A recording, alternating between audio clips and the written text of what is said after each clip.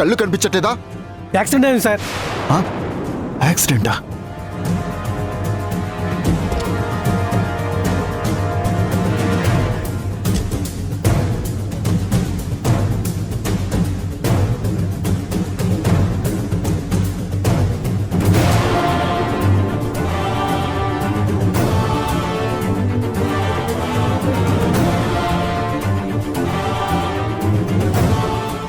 ఎవరై ఉంటారు? నేత చీరలు పడున్నాయేంటి? అంటే చేనేతకి సంబంధించిన వాళ్ళై ఉంటారు. ఈ ఏరియాలో చేనేత వాళ్ళు ఎవరున్నారు? సంధ్య ఫ్యామిలీ చీరలైనేస్తారు కదా. ఒకవేళ వాళ్ళ ఫ్యామిలీలో ఎవరైనా శ్రీకర్ గారు, పార్వతి గారు, లేదు వాళ్ళ ఫ్యామిలీ అయి ఉండదు. ఎవరైనా సరే హెల్ప్ చేయడం కరెక్ట్ కదా? అయ్యో, చాలా రక్తం పోతుంది. త్వరగా హాస్పిటల్ కి తీసుకెళ్ళాలి. అంబులెన్స్ వస్తుందా లేదా? ఇంకెంతసేపు అయ్యా? అంబులెన్స్ వస్తుందండి, ఫోన్ చేశాం.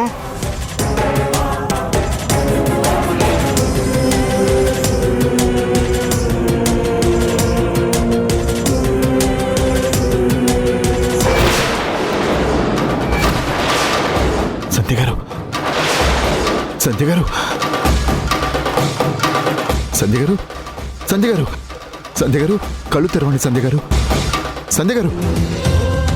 గారు ఏమైంది?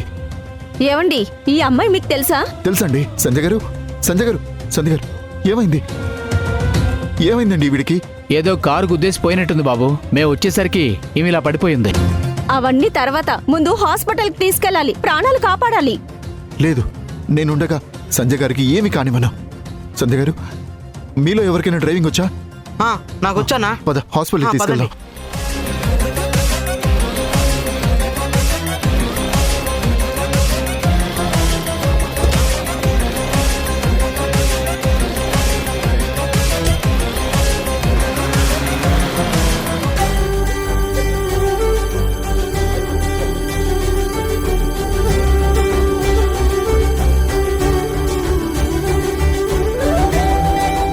ఈ బ్యాగ్ ఓకే.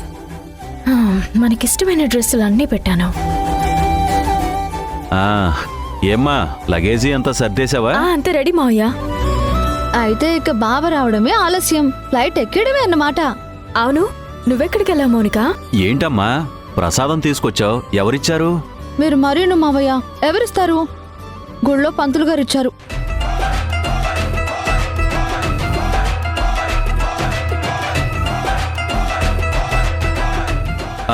ఏంటి, నువ్వు గుడికెళ్ళావా? ఈరోజు నీ పుట్టినరోజా ఏంటి? అయ్యో కాదు మావయ్య, అంతకంటే ముఖ్యమైంది. వింధ్యా సిస్టరు, రాజేష్ బావా ఇద్దరు ట్రిప్కి వెళ్తున్నారు కదా.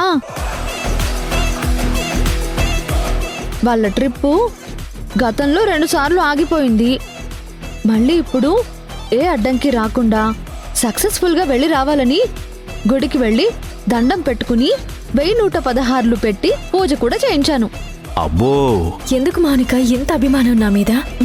సిస్టర్, నువ్వు హ్యాపీగా ఉండటమే నాకు కావాలి. సిస్టర్ తీసుకో. మావయ్య,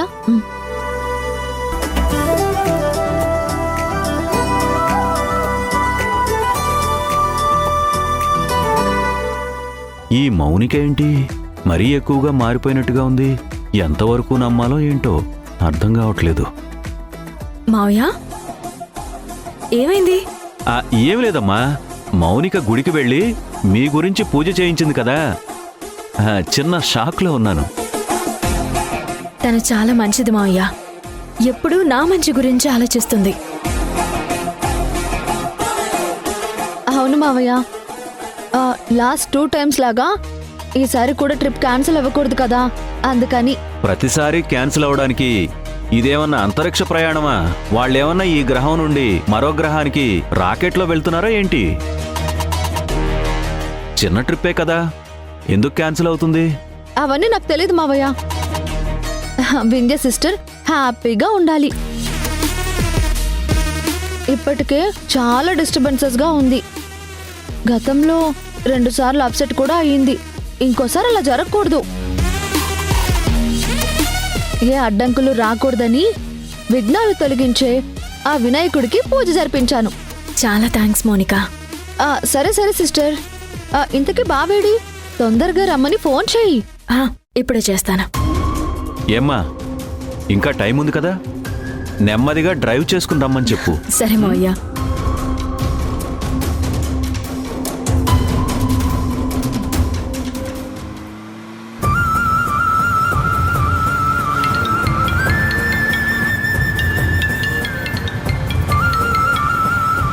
విద్యకు ఫోన్ చేస్తుందేంటి?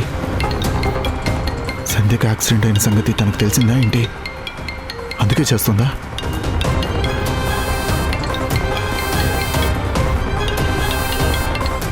హలో వింధ్య, ఎక్కడున్నారండి? అది ఇక్కడ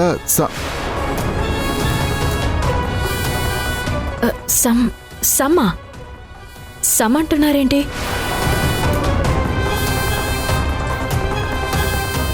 త్వరగా వచ్చేస్తానని వెళ్ళారు కదండి. ఎప్పుడు చెప్తే ఎలా రియాక్ట్ అవుతుందో, కావాలని డ్రామా ప్లే చేస్తున్నా అంటుంది.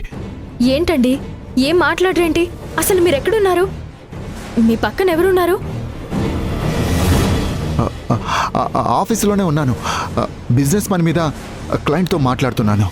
అదేంటి, ఫ్రెండ్ని కలవడానికి వెళ్తున్నాను అని చెప్పారు కదా, ఇప్పుడు ఆఫీసులో ఉన్నానంటున్నారేంటి?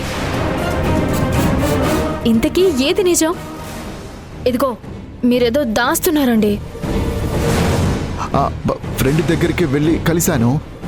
ఈలోగా ఫోన్ వస్తే ఆఫీస్కి వచ్చేసాను వింధ్య. మరి మీరు ఆఫీస్లో ఉంటే ట్రాఫిక్లో ఉన్నట్టు సౌండ్స్ వస్తున్నాయేంటండి? ఏంటిది వింధ్య, నువ్వు ఫోన్ చేసావని నేను బాల్కనీ దగ్గరికి వచ్చాను. బయట నుంచే సౌండ్స్ వస్తున్నాయి. చెప్పాను కదా, టైంకి వచ్చి నిన్ను తీసుకెళ్తానులే. ఏమో, లాస్ట్ మినిట్లో ఏం ట్విస్ట్ ఇస్తారోనని నా భయం. అలా ఏం జరగదు. ప్రపంచం మునిగిపోయినా 100% నేను వస్తాను, నిన్ను తీసుకుని వెళ్తాను. ఓకేనా?